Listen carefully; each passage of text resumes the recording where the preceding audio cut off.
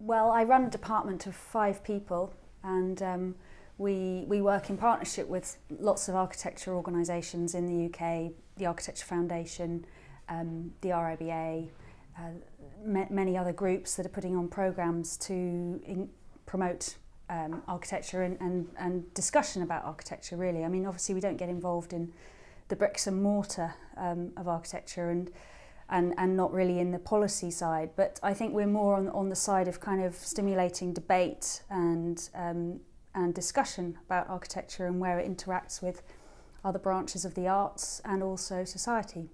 I mean, to talk first of all about the areas that I think are exciting, and I mean, when I'm thinking about doing a project in, for example, China at the moment, there's a lot of interest in British architecture, and with working out you know, how we should approach putting on an exhibition and a series of talks and so on in Beijing and Shanghai and other cities.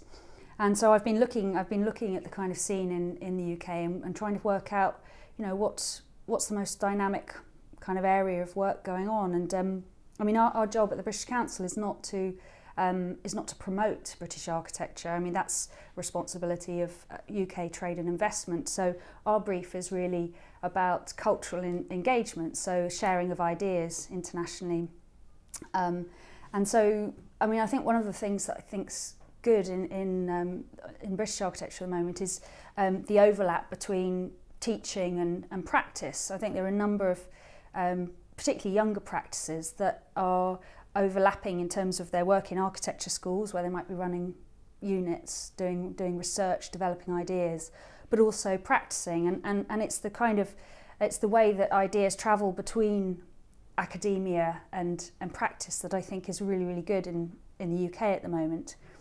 I mean, there's other areas where I think we need to go much further, be much bolder, and I think it's a shame that some of the best projects at the moment are temporary projects that are only designed to last a few months, and the most ambitious ideas tend to be applied to those kind of one-off temporary projects, whereas the permanent, perhaps more important buildings seem to get less attention. So, for example, recently there's been some really great projects in London.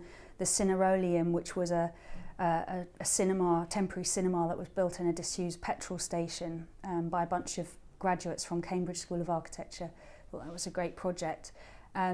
Also, Carmody Groark's temporary restaurant in Stratford that overlooked the Olympic site. That was a really exciting project, made from scaffolding and old planks, but only just for a few months. So it would be great to see that kind of the ambition and imagination that's applied to those projects being applied to permanent buildings.